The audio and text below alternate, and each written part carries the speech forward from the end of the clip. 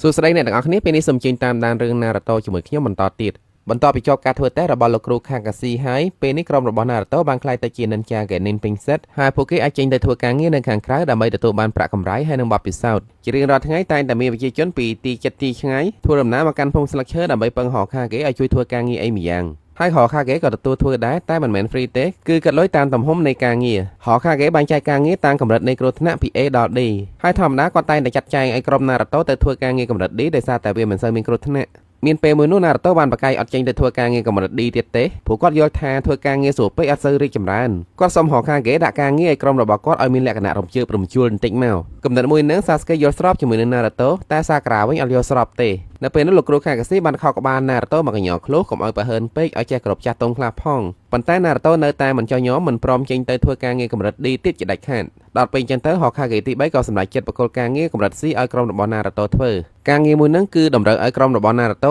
តាមការពារអ្នកសាងសង់ស្ពានម្នាក់ឈ្មោះថា Suna ត្រឡប់ទៅកាន់ភូមិកំណើតរបស់គាត់វិញបន្តមកគ្រាន់តែចេញផុតពីខ្លោងទ្វារភូមិស្លឹកឈើភ្លាម Naruto សប្បាយចិត្តណាស់ដោយសារតែនេះជាលើកទី1ហើយដែលគាត់ធ្វើដំណើរចាក់ចេញពីភូមិទៅធ្វើការងារនៅភូមិផ្សេងនៅពេលដែលឃើញ Naruto អាឡេអាឡក់អញ្ចឹងលោកអ៊ំថាសនាអត់ទុកចិត្តសោះថាក្រុមរបស់ Naruto ឲ្យការពារសុវត្ថិភាពរបស់គាត់បានលឺសម្ដីមើងងាយអញ្ចឹង Naruto ក៏ខឹងហើយនិយាយថាថ្ងៃណាមួយគាត់នឹងក្លាយទៅជា Hokage ហើយលោកអ៊ំថាសនាត្រូវតែគោរពគាត់ My name's Naruto Uzumaki. Someday I'm gonna be a Hokage and you'll look up to me. ដឹង Hokage អាចគោអីទេឡប់អញ្ចឹង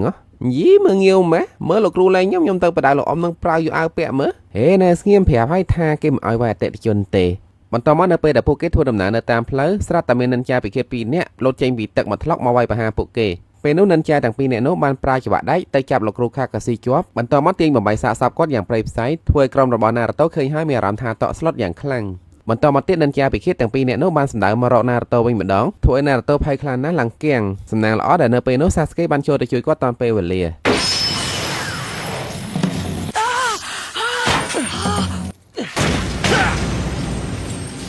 បន្តមកនិនចាទាំង2នាក់នោះបានសម្រុកទៅរកលោកអ៊ំថាសនាវិញម្ដងតែអត់បានសម្រេចទេព្រោះលោកគ្រូ Kakashi បានចេញមកក្បួយពួកគេជាប់ទាំងអស់តាមពិតមុននឹងពួកគេមិនមែនបំបីសាកសពរបស់លោកគ្រូ Kakashi ទេដោយសារលោកគ្រូ Kakashi បានបដូរខ្លួនរបស់គាត់ជាមួយគល់ឈើរួចហើយលោកគ្រូ Kakashi គឺជាមនុស្សដែលប្រកែសង្កេតគាត់ដឹងជាមុនហើយថានឹងមានរឿងមិនស្រួលដោយសារតែគាត់ឃើញទឹកមកថ្លុកនៅតាមផ្លូវចំពេលដែលថ្ងៃកំពុងតែរះក្តៅហើយប្រហែលថ្ងៃមុនអត់មានភ្លៀងទៀតក្រោយពេលចាត់ការនិនចាពិឃាតទាំង2នាក់នឹងបានហើយលោកគ្រូ Kakashi បានសុំទោស Naruto ដែលមុននឹងគាត់អត់បានចេញមកជួយនៅពេលដែល Naruto កំពុងតែគៀងហើយគាត់ក៏បានងាកទៅសរសើរ Sasuke និង Sakura ដែលធ្វើការបានល្អ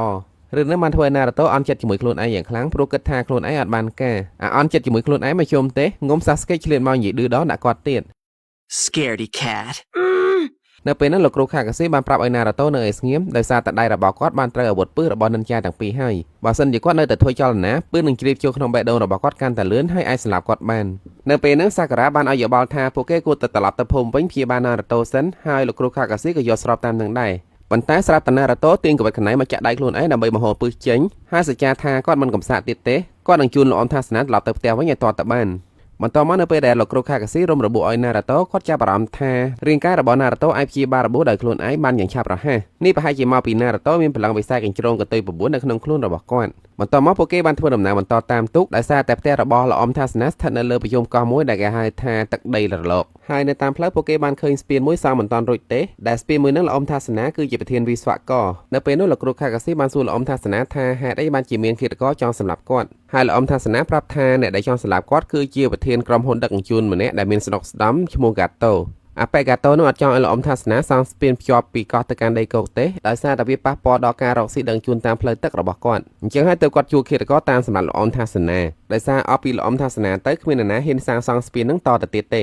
េបន្ទាប់ពីពួកគេធ្វើដំណើរទៅដល់កោះហើយពួកគេត្រូវបន្តជុំដំណើរលោកអ៊ំថាសនាដោយថ្មើរជើងបន្តទៀតទើបដល់ផ្ទះគាត់នៅតាមផ្លូវ Naruto មានអារម្មណ៍ថាដូចជាមានគេលួចតាមពីក្រោយហើយនៅពេលនោះគាត់បានប្រើកបិតខ្នៃគប់ទៅកាន់សម្លេងដែលតាមពួកគេនោះប៊ីត្រូវចំទន្សាយមួយក្បាលក្នុងពេលជាមួយគ្នាលោកគ្រូ Kakashi ចាប់អារម្មណ៍ថាទន្សាយនោះមិនមែនជាទន្សាយព្រៃទេគឺជាទន្សាយចិញ្ចឹមបានន័យថាមានគេចង់ប្រើទន្សាយនោះមកធ្វើជាធ្នាក់ពេលនោះដូចជាអ្វីដែលលោកគ្រូ Kakashi សង្ស័យមែនមានកំបិតយ៉ាងធំមួយបានហោះសម្ដៅមកកាន់ពួកគេសំណាងល្អលោកគ្រូ Kakashi ប្រាប់ឲ្យពួកគេក្រាបទាន់អ្នកដែលបានវាយប្រហារពួកគេនៅពេលហ្នឹងគឺជានិនចាវិឃាតម្នាក់ដែលមានកម្រិតវិជ្ជាគុណប្រហាក់ប្រហែលជាមួយនឹងលោកគ្រូ Kakashi ឈ្មោះ Sabusaគ្រាន់តែឃើញសាប៊ូសាភ្លាម Naruto ចង់សម្រុកចូលទៅអត់ចេះប្រមាណខ្លួនសោះប៉ុន្តែនៅពេលនោះបានលោកគ្រូ Kakashi ខាត់ហើយឲ្យពួកគេទៅការពារលោកអ៊ំថាសនាទៅឲ្យគាត់ចាត់ការជាមួយនឹងសាប៊ូសាដោយផ្ទាល់ការប្រយុទ្ធនៅពេលនោះលោកគ្រូ Kakashi បានប្រើផ្នែកអាថ៌កំបាំងរបស់គាត់ដែលគេហៅថា Sharingan ផ្នែកសារ៉េងកានឹងអាចមើលក្បាច់វាយរបស់ស្ត្រូវបានមុនហើយក៏អាច copy តិចនេះរបស់ស្ត្រូវបានផងដែរចាប់ដើមឡើងសាប៊ូសាបានស្ទុះវឹបទៅចង់សម្រាប់លោកអ៊ំថាសនាប៉ុន្តែលោកគ្រូខាកាស៊ីបានទៅការពារគាត់ទាន់ដោយចាក់សាប៊ូសាធ្លាយពោះ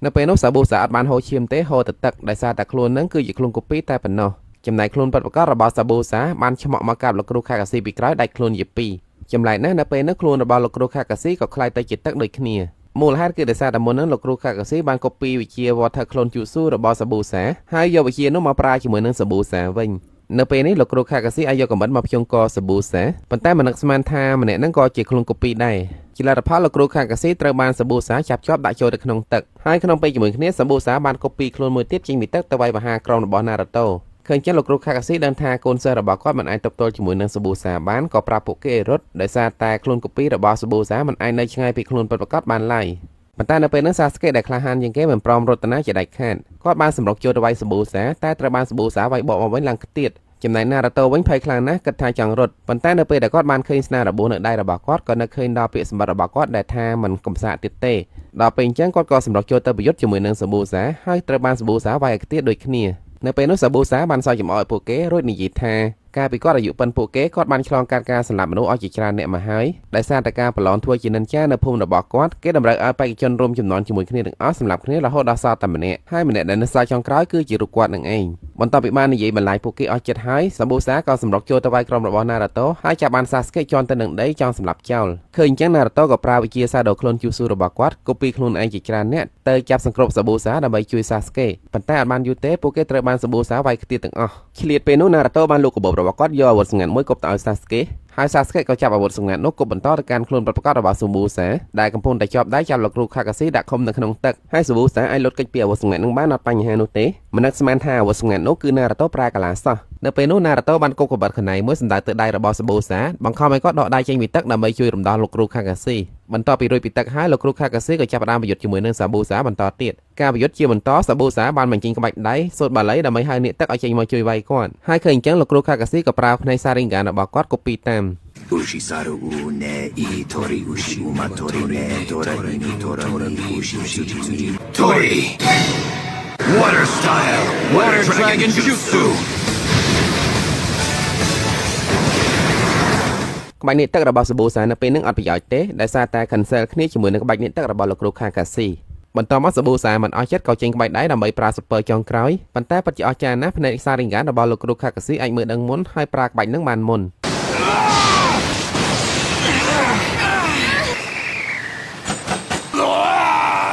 ទីមផាត់សាប៊ូសាបានចាញ់ក្រោមដៃរបស់លោកគ្រូ Kakashi ប៉ុន្តែមុនពេលលោកគ្រូ Kakashi សម្រេចថាធ្វើអីជាមួយសាប៊ូសាទៀតស្រាប់តែមានជនអត្តកម្លាំងម្នាក់ក៏បញ្ចូលសម្ងាត់ទៅសម្លាប់សាប៊ូសាចោលជនដៃដល់គឺជានិន្ចាម្នាក់ដែលមានអាយុមិនលើសពី Naruto ប្រហែលទេប៉ុន្តែបើមើលតាមក្បាច់កូនប្រហែលជាខ្លាំងមិនធម្មតាលោកគ្រូ Kakashi មើលដឹងថានិន្ចាពាក់ស្រោមមកអញ្ចឹងគឺជានិន្ចា tracker ដែលតាមចាត់ការនិន្ចាល្មើសច្បាប់ដោយសាប៊ូសាអញ្ចឹងចំណែក Naruto វិញនៅពេលដែលឃើញក្មេងម្នាក់ដែលមានអាយុប្រហាក់ប្រហែលគាត់អាចមានសមត្ថភាពសម្លាប់សាប៊ូសាបានយ៉ាងផុយអញ្ចឹងគាត់មិនអស់ចិត្តទេព្រោះវាធ្វើឲ្យគាត់មានអារម្មណ៍ថាខ្លួនឯងនឹងអន់ខ្លាំងណាស់បន្តមកនិន្ចា tracker ម្នាក់នឹងបានសុំយកសាកសពរបស់សាប៊ូសាទៅកំទេចចោលតាមគោលការណ៍របស់ពួកគេដើម្បីលុបបំបាត់ការសម្ងាត់នានាដែលមានជាប់ជាមួយនឹងរាងកាយមួយនឹងបន្ទាប់ពីនិន្ចាពាក់ស្រោមមកនោះយកសាប៊ូសាចេញទៅផុតលោកគ្រូ Kakashi ស្រាប់តែដួលស្លាប់នោះគឺដោយសារតែគាត់ប្រើផ្នែក Sharingan របស់គាត់ច្រើនពេកក្រោយមកបន្ទាប់ពីដឹងខ្លួនវិញលោកគ្រូ Kakashi នៅផ្ទះរបស់លោកអ៊ំថាសនាគាត់ត្រូវការសម្រាប់យ៉ាងតិចក៏មួយអាទិត្យដែរទើបមានកម្លាំងធ្វើការដូចធម្មតាវិញប៉ុន្តែគិតទៅមុនពេលគាត់ស្លាប់គាត់ភ្លាត់រឿងមួយលោកគ្រូ Kakashi និយាយថាធម្មតានិន្ចា tracker ពិតជាកំទេចសាកសពមែនប៉ុន្តែពួកគេធ្វើនៅនឹងកន្លែងតែម្ដងមិនមែនយកចេញដោយករណីមុននឹងទ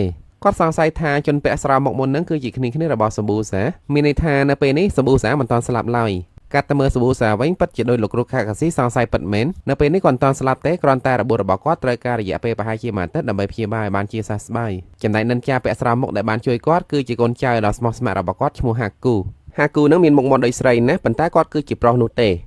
េត្រឡប់ទៅមើលលោកគ្រូ Kakashi វិញគាត់បានងើបឡើងបង្វឹកក្រុមរបស់ Naruto ទាំងខ្លួនរបស់គាត់នៅមានរបួសព្រោះគាត់ខ្លាចថាបើសាប៊ូសាត្រឡប់មកវិញម្ដងទៀតស្ថានភាពរបស់គាត់មិនអាចទប់ទល់រួចឡើយហើយនៅពេលនោះគាត់បានបង្រៀនក្រុមរបស់ Naruto ពីរបៀបគ្រប់គ្រងចក្រានៅក្នុងខ្លួនចក្រាប្រែថាបណ្ដុំនៃកម្លាំងហើយមនុស្សម្នាក់ៗមានកម្លាំងកាយនិងកម្លាំងស្មារតីហើយដើម្បីឲ្យពួកគេយល់កាន់តែច្បាស់លោកគ្រូ Kakashi បានដាក់ការងារឲ្យពួកគេធ្វើមួយគឺពួកគេត្រូវឡើងដើមឈើដោយមិនបាច់ប្រើដៃ ដើម្បីឲ្យពួកគេយល់កាន់តែច្បាស់លោកគ្រូខាកាស៊ីក៏ធ្វើឲ្យពួកគេមើលមុនគាត់បានប្រមូលផ្ដុំចក្រាទៅជើងរបស់គាត់ហើយដើរឡើងទៅលើដើមឈើដោយដើរនៅលើដីស្មើអញ្ចឹងមិនត្រឹមតែប៉ុណ្ណោះគាត់អាចដាំដងក្បាលចុះក្រោមជើងឡើងលើថែមទៀតផងដល់ពេលក្រុមរបស់ណារូតូធ្វើម្ដងអ្នកដែលយល់មេរៀនហើយធ្វើបានមុនគេគឺសាកូរ៉ាបន្តមកអ្នកដែលបានធ្វើល្អគួរសមគឺសាស្កេអាចឡើងបានខ្ពស់គួរសមប៉ុន្តែដោយសារតែគាត់ប្រមូលផ្ដុំចក្រានៅលើជើងរបស់គាត់ច្រើនជ្រុលបណ្ដាលជើងរបស់គាត់ធាក់ថយក្រោយវិញកន្លែងទៅមើលណារូតូវិញគាត់សាកល្បងឡើងច្រើនដងហើយតែឡើងមិនបានខ្ពស់សោះកាត់ទៅមើលសម្បូរសាបន្តិចខណៈពេលដែលគាត់កំពុងតែដេកសម្រាកនៅផ្ទះរបស់គាត់ប្រធានក្រុមហ៊ុនចិត្តអាក្រក់ឈ្មោះហ្គាតូបានទៅដល់ហើយបន្ទោសគាត់ដែលសម្រាប់ល្អនថាសនាមិនបានសម្រេចហើយនៅពេលដែលសម្បូរសាអត់ព្រមនិយាយតបតជាមួយគាត់ហ្គាតូចង់ចូលទៅបើកម៉ាគាត់បង្ខំឲ្យគាត់និយាយប៉ុន្តែត្រូវបានហាគូចាប់ច្បាច់ដៃប៊ីបាក់ឃើញចឹងអង្គរៈរបស់ហ្គាតូចង់ចូលទៅជួយមេរបស់ពួកគេតែត្រូវបានហាគូស្ទូវប់ទៅដណ្ដើមដៃរបស់ពួកគេភ្ជុំករបស់ពួកគេទាំងពីរនាក់ក្រោយមកពួកគេបានសម្របសម្រួលគ្នាវិញគ្មាននរណាត្រូវរបួសអីធ្ងន់ធ្ងរឡើយត្រឡប់ទៅមើលណារូតូវិញគាត់បានឡើងធ្លាក់ឡើងពកក្បាលប៉ុនផ្លែដូងហើយនៅពេលហ្នឹងគាត់បានដាក់ខ្លួនទៅខ្សឹបសួរសាការ៉ាថាធ្វើម៉េចទៅបាច់ឡើងមកសម្រេចតែក៏សុំសាការ៉ាថាកុំប្រាប់សាស្កេអីសោះចំណែកលោកគ្រូខាកាស៊ីដែលឈរមើលពីចម្ងាយដឹងថាណារូតូរីកចម្រើនច្រើនហើយដែលចេះដាក់ខ្លួនធ្វើការជាក្រុមអញ្ចឹងបន្តមកលោកគ្រូខាកាស៊ីបានចាត់ចែងឲ្យសាការ៉ាទៅជួយការពារលោកអ៊ំថាសនាដែលកំពុងតែសាងសង់ស្ពាននៅការដ្ឋាននៅថ្ងៃនោះនាងបានឃើញកម្មករម្នាក់បានមកសុំលោកអ៊ំថាសនាលាឈប់ពីការងារដោយសារតែព្រួយបារម្ភពីសុខភាពផ្ទាល់ខ្លួនគាត់ខ្លាចហ្គាតូដែលជាឈ្មោះចិត្តអាក្រក់ចាត់ចែងមនុស្សឲ្យមកធ្វើបាបគាត់ហើយនឹងគ្រួសាររបស់គាត់លឿនចឹងលោកអ៊ំថាសនាមិនសូវជាសប្បាយចិត្តទេប៉ុន្តែគាត់ក៏មិនអាចបង្ខំចិត្តគេបានដែរនៅល្ងាចនោះពេលចប់ការងារលោកអ៊ំថាសនាឆ្លៀតចូលផ្សារដើម្បីរកទិញបន្លែសាច់ទៅឲ្យកូនរបស់គាត់ធ្វើម្ហូបដាំស្លនៅផ្ទះនៅទីនោះសាការ៉ាចាប់អារម្មណ៍ថាសម្បូរទៅដោយក្មេងសុំទានហើយនឹងអ្នកអត់ការងារធ្វើចំណែកហាងលក់បន្លែត្រីសាច់ក៏មិនសូវសម្បូរអីលក់ដែរពេលហ្នឹងស្រាប់តែមានចៅ500ម្នាក់ចង់លក់កាបូបរបស់នាងតែត្រូវបាននាងលាវាំជើងឡើងឈាមច្រមុះក្រោយមកទៀតនៅពេលដែលលោកអ៊ំថាសនាហើយនឹងសាការ៉ាដើរត្រឡប់ទៅផ្ទះ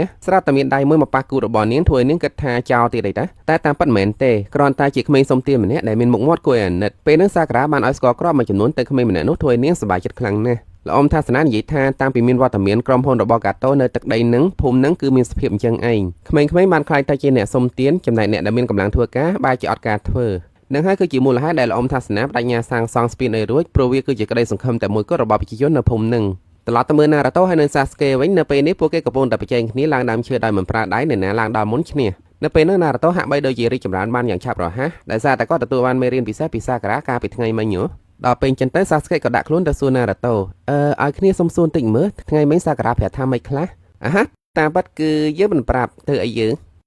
អាបកាច់បន្តមកនៅយប់នោះពេលត្រឡប់ទៅដល់ផ្ទះវិញណារូតូហើយនឹងសាស្កេនៅតែប្រជែងគ្នាទៀតនរណាញ៉ាំបានច្រើនជាងឈ្នះសម្រាប់សម្រួលទៅអត់មានអ្នកឈ្នះទេដោយសារតែពួកគេញ៉ាំឡើងចាក់ក្អួតទាំងពីរនាក់ហ្នឹងក្រោយពេលញ៉ាំបាយរួចសាការ៉ាចាប់អារម្មណ៍លើរូបថតនៅលើអញ្ចឹងដែលបាត់រូបមនុស្សម្នាក់ហើយលោកអ៊ំថាសនាប្រាប់ថាម្នាក់ហ្នឹងគឺជាឪពុកចុងរបស់ចៅប្រុសគាត់ឈ្មោះខៃសាកាលពីមុនអ្នកភូមិតែងតែចាត់ទុកខៃសាគឺជាវរៈបរោះនិយាយដល់ចំណុចនេះចៅប្រុសរបស់គាត់ឈ្មោះអ៊ីណារីអត់សប្បាយចិត្តទេក៏ដើរចេញពីបន្ទប់បាត់បន្តមកលោកអ៊ំថាសនាក៏និយាយបន្តទៀតទាំងទឹកភ្នែកថាកាលពី3ឆ្នាំមុនអ៊ីណារីត្រូវបានក្មេងមកក្រុមបូលីធាក់ទម្លាក់ទឹកកាលនោះអ៊ីណារីអត់ចេះហែលទឹកទេសំណាងល្អបានបរិមម្នាក់ឈ្មោះខៃសាជួយសង្គ្រោះជីវិតគាត់ចាប់តាំងពីពេលនោះមកអ៊ីណារីគ្រប់ស្រឡាញ់ខៃសាខ្លាំងណាស់ដោយសារតែខៃសាតែងតែនិយាយលើទឹកចិត្តគាត់ឲ្យក្លាហានហើយមិនយូរប៉ុន្មានខៃសាបានក្លាយទៅជាឪពុកថ្មីរបស់អ៊ីណារីបន្តមកមានថ្ងៃមួយមានភ្លៀងយ៉ាងខ្លាំងបណ្ដាលឲ្យមានទឹកធំរហូតដល់បាក់ទំនប់បើមិនឆាប់ទប់ទេភូមិរបស់ពួកគេនឹងលិចលង់ជាមិនខានហើយនៅថ្ងៃនោះមានតែខៃសាម្នាក់គត់ដែលមានចិត្តក្លាហានហេតុហែនាំយកចុងខ្សែទៅទាញបិទទំនប់វិញចាប់តាំងពីថ្ងៃនោះមកប្រជាជនបាននាំគ្នាលើនឹងការខៃសាថាជាវរៈបរោះប្រចាំភូមិក្រោយមកក្រុមរបស់កាតូបានមកបង្ករឿងអត់ជប់ឈរនៅទឹកដីនឹងហើយមានតែខៃសាម្នាក់គត់ដែលហ៊ានងើបឡើងប្រឆាំងជាមួយគាត់បន្តមកកាតូហើយនឹងកូនចៅរបស់គាត់បានយកលេសចោតខៃសាយ៉ាងអយុត្តិធម៌រួចហើយក៏កាត់ទោសប្រហារជីវិតគាត់ជាសាធារណៈ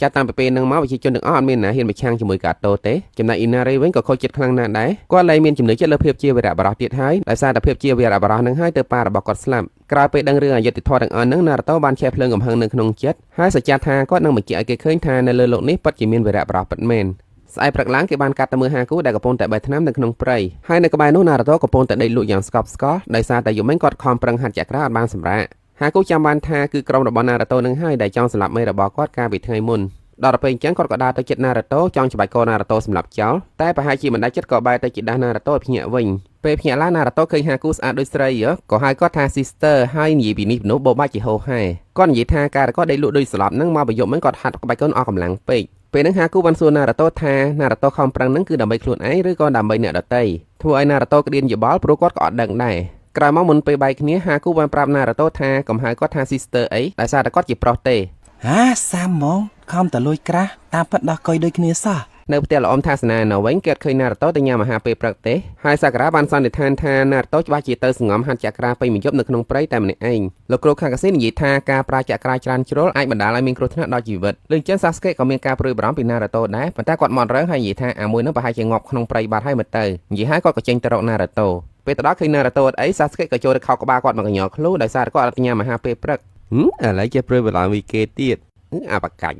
ប្រហែលម៉ោងក្រោយមកលោកគ្រូខាកាស៊ីហើយនិងសាការ៉ាក៏បានទៅរកពួកគេផងដែរហើយភ្ញាក់ផ្អើលណាស់ពេលឃើញណារូតូឡើងដើមឈើបានសម្រេចហើយនៅពេលឃើញសាការ៉ាណារូតូចង់អួតភ្លាមប៉ុន្តែមិនប្រយ័ត្នក៏ល្អជើងធ្លាក់ចុះមកខាងក្រោមធ្វើឲ្យសាការ៉ាភ័យជំនួសគាត់យ៉ាងខ្លាំងតាមពិតណារូតូប្រែងលេងសោះនៅពេលនេះណារូតូក៏ចេះប្រើអាក្បាច់ដាំក្បាលចុះក្រោមដែរហើយល្បត់តែមានមោទនភាពចំពោះខ្លួនឯងពេកភ្លេចគ្រប់គ្រងចក្រាណារូតូក៏ធ្លាក់ដាំក្បាលចុះមកក្រោមមែនទែនស្នាល្អបានសាស្កេទៅជងដៃចាប់ជើងរបស់គាត់ទាន់ចង់បង្ហាញថានៅពេលនេះសាស្កេក៏អាចឈរជើងឡើងលើក្បាលចុះក្រោមបានដូចគ្នានៅថ្ងៃដដែលនោះណារូតូនិងសាស្កេបានបន្តវឹកហាត់ជាមួយគ្នាតាំងពីថ្ងៃរហូតដល់យប់ពេលត្រឡប់ទៅដល់ផ្ទះវិញបាក់រៀងៗខ្លួនហើយបន្ទាប់ពីញ៉ាំបាយរួចពួកគេបានអង្គុយនិយាយគ្នាតាក់ទងជាមួយនឹងយុទ្ធធម៌និងភាពក្លាហានរឿងនោះបានធ្វើអ៊ីណារីនៅឃើញដល់ប៉ារបស់គាត់ហើយក៏ងើបឡើងនិយាយខ្លាំងៗទាំងទឹកភ្នែកថាយុទ្ធធម៌ស្អីភាពក្លាហានស្អីនៅទីបំផុតចាញ់ក្រោមដៃរបស់អ្នកមានលុយដែលនឹងលេងចឹងណារូតូអត់សូវសប្បាយចិត្តសោះក៏ស្ដីឲ្យអ៊ីណារីថាគ្មានបានការស្អីទេចេះតែយំនិយាយហើយក៏បានដើរចេញពីទីនោះបាត់បន្តមកនៅយប់នោះលោកគ្រូខាកាស៊ីបានឆ្លៀតទៅនិយាយលួងអ៊ីណារីថាកុំប្រកាន់ណារូតូអីគាត់បាននិយាយប្រាប់អ៊ីណារីពីប្រវត្តិរបស់ណារូតូដែលស្ដាប់មើលទៅកំសត់ជាងរឿងរបស់អ៊ីណារីឆ្ងាយណាស់អ៊ីណារីជានៅមានម៉ាក់មានតាចំណែកណារូតូអត់មានទាំងម៉ាក់អត់មានទាំងប៉ាប៉ុន្តែតាំងពីតូចមកលោកគ្រូខាកាស៊ីកម្រឃើញណារូតូយំខ្លាំងណាស់ហើយពាក្យដែលណារូតូស្ដីឲ្យអ៊ីណារីថាជាមនុស្សកំសាកចិត្តតែយំមុននឹងប្រហែលជាពាក្យដែលណារូតូតែងតែស្ដីឲ្យខ្លួនឯងផងដែរស្អែកព្រឹកឡើងណារូតូអស់កម្លាំងពេកដេកមិនខ្ចីងើបចំណែកលោកគ្រូខាកាស៊ីហើយនឹងគ្នារបស់គាត់ជួនលោកអ៊ំថាសនាទៅស្ពានអស់ហើយមួយម៉ោងក្រោយពីគេចេញទៅអស់ណារូតូបានភ្ញាក់ដឹងខ្លួនហើយឆ្លេកឆ្លារៀបចំខ្លួនរត់ទៅតាមពីក្រោយក្រោយពេលធ្វើដំណើរបានឆ្ងាយបន្តិចណារូតូបានឃើញជ្រូកព្រៃមួយក្បាលដេកងាប់នៅតាមផ្លូវហើយបើពិនិត្យមើលទៅវាត្រូវបានគេប្រើដាវកាប់សម្លាប់ត្រឡប់ទៅមើលនៅផ្ទះរបស់លោកអ៊ំថាសនាវិញកាតូបានប្រើកូនចៅរបស់គាត់ចំនួន2នាក់ទៅចាប់កូនស្រីរបស់លោកអ៊ំថាសនាធ្វើជាចំណាត់ខ្មាំងនៅពេលហ្នឹងអ៊ីណារីពិតជាភ័យខ្លាំងណាស់អត់ហ៊ានចេញទៅជួយម៉ាក់របស់គាត់នោះទេតែក្រោយមកគាត់បាននឹកឃើញដល់សម្ដីរបស់ប៉ាគាត់ហើយនឹងណារូតូធ្វើឲ្យគាត់មានភាពក្លាហានក៏រត់ទៅប្រឈមមុខជាមួយនឹងជនពៀទាំងពីរនាក់នោះដើម្បីជួយម៉ាក់របស់គាត់នៅពេលនោះបើសិនជាតាមកម្លាំងរបស់អ៊ីណារីទៅមិនរួចនោះទេស្នើល្អបានណារូតូទៅទាន់ហើយជួយចាត់ការជនពៀទាំងពីរនាក់នឹងបានក្រោយពេលចាប់រឿងរ៉ាវហើយណារូតូបានរសារភាពក្លាហានរបស់អ៊ីណារីធ្វើឲ្យអ៊ីណារីចាប់ផ្ដើមមានទំនុកចិត្តឡើងវិញតាមទៅមើលក្រុមរបស់លោកគ្រូខាងកាស៊ីវិញនៅពេលដែលពួកគាត់ជួនលោកអ៊ំថាសនាទៅដល់ស្ពានស្រាប់តែឃើញក្រុមកម្មករដេកត្រូវរបួសអាណូកាណែលហើយបន្តិចក្រោយមកមេក៏ចាប់ផ្ដើមចុះអាប់ដោយសារតែវាជាវិជាជូស៊ូរបស់សាប៊ូសាលើនេះសាប៊ូសាមិនមែនមកតែម្នាក់ឯងទេហាគូក៏មកជាមួយគាត់ដែរចាប់ផ្ដើមឡើងហាគូបានចូលទៅប្រយុទ្ធជាមួយនឹងសាស្កេមុនហើយប្រាប់សាស្កេឲ្យដកថយទៅដោយសារតែគាត់មិនចង់សម្លាប់សាស្កេនោះទេគោលដៅរបស់គាត់គឺសម្លាប់លោកអ៊ំថាសនាតែម្នាក់តែប៉ុណ្ណោះក្បាច់ដែលហាគូប្រើនៅពេលនោះគឺធ្វើទឹកឲ្យខ្លាយទៅជាម្ជុលរួចហើយបាញ់សម្ដៅទៅកាន់សាស្កេតែសាស្កេមិនត្រឹមតែអាចគេចរួចទេថែមនឹងអាចវាយបកទៅកាន់ហាគូបានថែមទៀត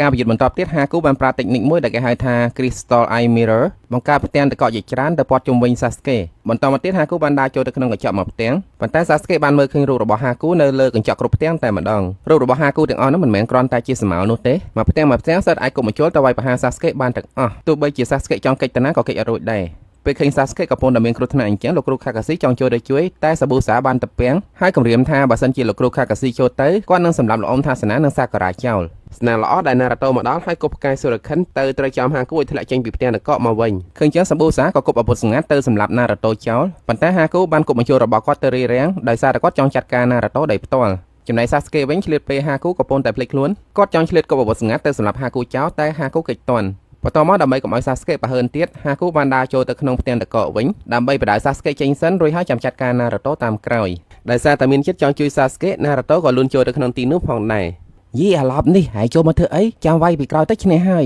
យចុះអាណាទៅដឹងមុននឹងមិនបកាច់ប្រាប់បន្តមកសាស្កេបានប្រើវិជាផ្លុំភ្លើងប្រចាំតកូលរបស់គាត់ដែលគេហៅថា Fireball Jutsu ទៅដិតកញ្ចក់តកទាំងអស់នោះប៉ុន្តែអត់រលាយទេដោយសារតែវិជាគុណរបស់គាត់នៅមានកម្រិតកម្ដៅនៅខ្សោយដើម្បីជាការព្រមានហាគូបានគប់បញ្ចូលផ្ទុះទៅកាន់ពួកគេកុំឲ្យពួកគេហ៊ានប្រហើនពេកក្រោយមកណារូតូបានប្រើវិជា Multi Shadow Clone Jutsu របស់គាត់វិញម្ដងដើម្បីលោតទៅវាយបំបីផ្ទាំងតកទាំងអស់នោះប៉ុន្តែអត់ប្រយោជន៍ទេដោយសារតែហាគូបានប្រើបញ្ចូលគប់ខ្លួនកូពីរបស់ណារូតូទាំងអស់នោះចោលភ្លាមលោកគ្រូខាកាស៊ីមើលដឹងថាវិជាជូស៊ូដែលហាគូប្រើនឹងគឺជាវិជាប្រចាំតកូលដែលនៅក្នុងរឿងនេះគេហៅថា KK Genkai មានន័យថាមានតែមនុស្សនៅក្នុងតកូលរបស់ហាគូទេទើបអាចប្រើបានហើយផ្នែកសារិងហ្គានរបស់លោកគ្រូខាកាស៊ីក៏ពីក្បាច់នឹងអត់បាននោះទេឆ្លៀតពេលដែលលោកគ្រូខាកាស៊ីកំពុងតែវិភាគក្បាច់របស់ហាគូសាប៊ូសាចង់ចូលទៅចាក់ផ្នែកសារិងហ្គានរបស់លោកគ្រូខាកាស៊ីតែលោកគ្រូខាកាស៊ីបានយកដៃទប់ បន្ទាប់មកសាប៊ូសាបានបង្កើតអាប់កាន់តែច្រើនហើយគាត់ក៏បំផាំងការចូលទៅក្នុងអាប់បាត់កន្លែងទៅមើល Naruto ហើយនិង Sasuke វិញពួកគេនៅតែព្យាយាមវាយសម្រុកចេញទៅខាងក្រៅអត់មានចោះចាញ់ទេជាពិសេសគឺ Naruto គាត់បានប្រើក្បាច់សាដូខ្លួន Jutsu របស់គាត់លោតទៅវាយកញ្ចក់ម្ដងហើយម្ដងទៀតប៉ុន្តែត្រូវបានហាគូវាយថយក្រោយវិញរាល់លើកតាមពិតទៅនៅពេលហ្នឹងបើសិនជាហាគូចង់សម្លាប់ Naruto និង Sasuke គឺងាយខ្លាំងណាស់គ្រាន់តែគាត់មិនធ្វើគោលបំណងរបស់ហាគូគ្រាន់តែចង់ឲ្យ Sasuke និង Naruto ចោះចាញ់តែប៉ុណ្ណោះក្នុងករណីដែលពួកគេនៅតែរឹងតែតឹងអត់ព្រមចោះចាញ់មើលទៅហាគូត្រូវតែបង្ខំចិត្តសម្លាប់ពួកគេចោលហើយ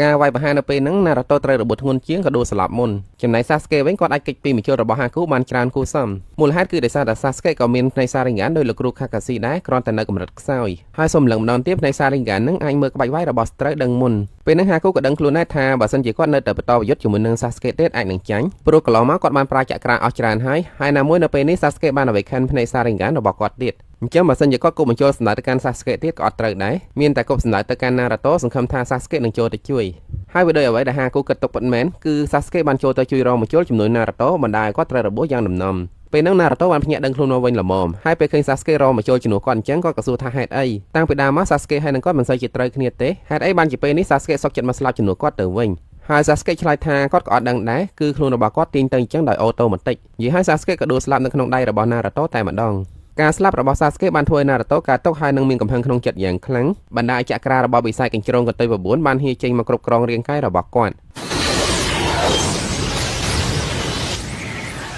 I'm gonna kill you! នៅពេលដែលបានវិស័យកញ្ជ្រោងមកគ្រប់គ្រងខ្លួនអញ្ចឹង Naruto ពិតជាខ្លាំងណាស់មកចូលរបស់ហាគូធ្វើអីគាត់អត់បានទេហើយហាគូចង់រត់ទៅណាក៏រត់អត់រួចដែរនៅពេលនោះ Naruto បានចាប់ហាគូដើរម្ដាយឡើងខ្ទាតបែកស្រោមមុខខ្ទេចហើយនៅពេលដែល Naruto សម្រុកចូលទៅចង់វាយប្រហារហាគូបន្តទៀតគាត់ក៏បានផ្អាកទៅវិញដោយសារតែឃើញមុខរបស់ហាគូជាមនុស្សដែលគាត់ធ្លាប់ស្គាល់នៅទីបំផុតហាគូក៏ព្រមចោះចាញ់ហើយសូមឲ្យ Naruto សម្លាប់គាត់ចោលព្រោះគាត់លែងមានតម្លៃឲ្យលោកម្ចាស់សាប៊ូសារបស់គាត់ប្រើទៀតហើយលឺអញ្ចឹង Naruto អត់យល់ទេហេតុអីមិនជាមនុស្សល្អដូចជាហាគូសុកចិត្តដាក់ខ្លួនទៅធ្វើជាឧបករណ៍ប្រើប្រាស់របស់សាប៊ូសាទៅវិញហើយហាគូក៏និយាយប្រវត្តិរបស់គាត់ប្រាប់ Naruto ថាកាលពីមុនគ្រួសាររបស់គាត់រស់នៅសុខសាន្តណាប៉ុន្តែក្រោយមកនៅពេលដែលប៉ារបស់គាត់ដឹងថាគាត់ហើយនឹងម៉ាក់របស់គាត់មានសែន KK Genkai ដែលជាសែនដែលគេរើសអើងប៉ារបស់គាត់បានទៅហៅអ្នកភូមិមកព្រួតគ្នាសម្រាប់ម៉ាក់របស់គាត់ចោលហើយដោយសារតែស្លុតចិត្តពេកហាគូបាន awaken សមត្ថភាពពិសេសរបស់គាត់ដោយអចេតនាសម្រាប់ប៉ារបស់គាត់ហើយនឹងអ្នកភូមិនៅទីនោះចោលទាំងអស់នៅស្រុករបស់គាត់ប្រជាជននាំគ្នាខ្លាចអ្នកដែលមានសែន KK Genkai នឹងណាឲ្យតែដឹងថាពួកគេនៅណាគឺនាំគ្នាទៅសម្រាប់ចោលអញ្ចឹងហ្មងបន្ទាប់មកនៅពេលដែលគាត់កំពុងតែតច្រកគ្មានទីពឹង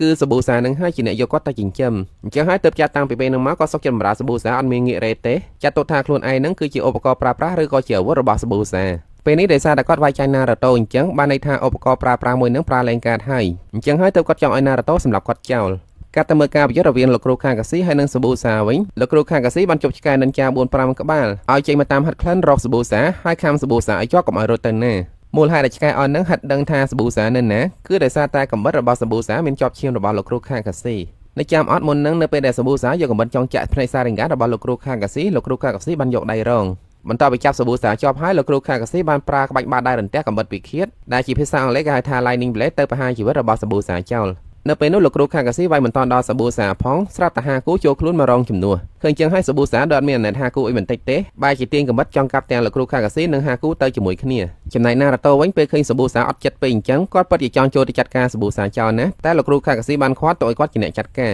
របន្តមក Sakura បានសួរ Naruto រក Sasuke ហើយគ្រាន់តែឃើញ Naruto ទម្លាក់ទឹកមុខនាងដឹងភ្លាមថា Sasuke មានរឿងមិនស្រួលហើយក្រោយមកបន្ទាប់ពីឃើញ Sasuke ដេកស្លាប់សោកស្ដឹងនាងបានអោបគាត់យំឡើងកំសត់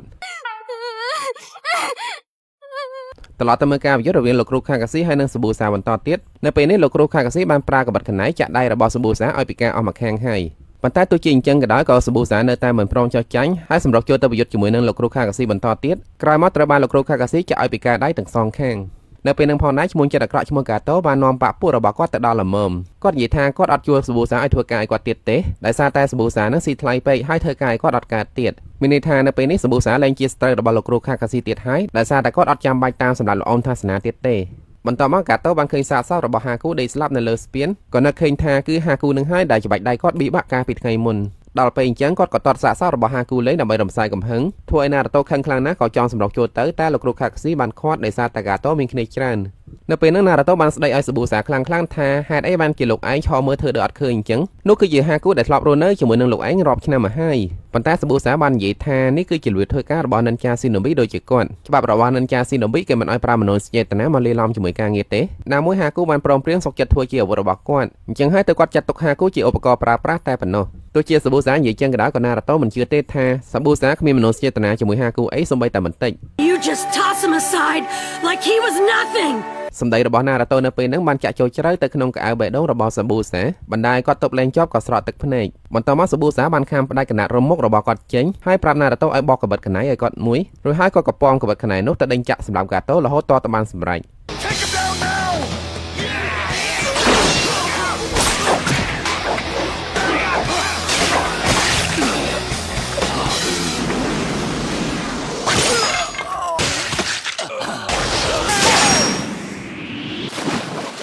ក្រោយពេលសម្រាប់កាតូហើយសាប៊ូសាក៏ប្រហែលជាមិនរួចខ្លួនដែរដោយសារតែគាត់ត្រូវរបួសធ្ងន់ណាស់កន្លែងទៅមើលសាស្កេវិញតាមពិតក៏មិនទាន់ស្លាប់ទេរឿងនេះបានធ្វើឲ្យណារ៉ូតូមានការរំភើបចិត្តយ៉ាងខ្លាំងបន្ទាប់មកក្រុមជនពារដែលកាតូជួលមកបានទាមទាររកមុខអ្នកដែលទទួលខុសត្រូវក្នុងការបង់ថ្លៃឲ្យពួកគេបើសិនជាអត់មានទេពួកគេនឹងចូលប្លន់នៅក្នុងភូមិនឹងហើយក្នុងពេលជាមួយគ្នាអ៊ីណារីដែលពេលនេះក្លាហានជាងមុនបានដឹកនាំក្រុមអ្នកភូមិជាច្រើននាក់មកត្រៀមប្រយុទ្ធជាមួយនឹងក្រុមជនពារដើម្បីការពារភូមិរបស់ពួកគេមិនត្រឹមតែប៉ុណ្ណោះណារ៉ូតូនិងលោកគ្រូខាកាស៊ីបានកូពីខ្លួនជាច្រើនអ្នកចាំស្វាគមន៍ក្រុមជនពារអស់ទាំងនឹងផងដែរធ្វើឲ្យពួកវាឃើញហើយភ័យបាក់ស្បាតក៏នាំគ្នារត់ឡើងទូកវិញស្ទើរតែមិនទាន់បន្ទាប់មកសាប៊ូសាដែលនៅសល់ដង្ហើមចុងក្រោយបានសុំពឹងឲ្យលោកគ្រូខាកាស៊ីជួយបីគាត់ទៅដាក់ក្បែរហាគូគាត់សង្ឃឹមថាបលឹងរបស់គាត់ដែលស្លាប់ទៅនឹងបានទៅជួបជាមួយនឹងបលឹងរបស់ហាគូនៅឋានបន្តទៀតក្រោយពេលពួកគេស្លាប់បាត់លោកគ្រូខាកាស៊ីបានយកសាកសពរបស់ពួកគេទៅបញ្ចុះក្បែរគ្នានៅពេលនោះសាការ៉ាបានសួរបញ្ជាក់ជាមួយលោកគ្រូខាកាស៊ីថាពិតមែនអត់ដែលគេហាមមិនឲ្យនិនចាស៊ីណូមីប្រើមនោសញ្ចេតនាមកធ្វើការហើយលោកគ្រូខាកាស៊ីបាននិយាយថាវាជាការពិតលឺចឹងណារ៉ូតូអត់សុខចិត្តទេគាត់និយាយថាគាត់សុំដើរតាមផ្លូវនិនចារបស់គាត់ហើយ From now on, I'm finding my own ninja way. From now on, I'm following the way of Naruto. ក្រោយមកបន្ទាប់ពីសាងស្ពានរួចហើយប្រជាជនទូទាំងភូមិបានមកជួនដំណើរក្រុមរបស់ណារ៉ូតូត្រឡប់ទៅផ្ទះវិញហើយលោកអ៊ំថាសនាថែមទាំងដាក់ឈ្មោះឲ្យស្ពានដែលគាត់ទៅសាងរួចនឹងថាជាស្ពានណារ៉ូតូថែមទៀតផងសម្រាប់រឿងនេះផងណាខ្ញុំសូមស្លេះត្រឹមប៉ុណ្ណេះសិនសូមអរគុណអ្នកទាំងអស់គ្នាដែលបានតាមដានទស្សនារឿងនេះជាមួយខ្ញុំបើសិនជាអ្នកទាំងអស់គ្នាយល់ថារឿងនេះល្អមើលសូមកុំភ្លេចជួយចុច like ហើយនិង comment ពាក្យថាល្អមើលម្នាក់មួយហើយបើសិនជាមិនទាន់បាន subscribe Channel មនោចរណៃនោះទេសូមជួយចុច subscribe ផងដើម្បីផ្ដល់ជាកម្លាំងចិត្តដល់ admin សូមអរគុណនិងសូមជូនពរអ្នកទាំងអស់គ្នានិងក្រុមគ្រួសារឲ្យមានសុខភាពល្អសំណាងល្អនិងអនាគតបបររុងរឿង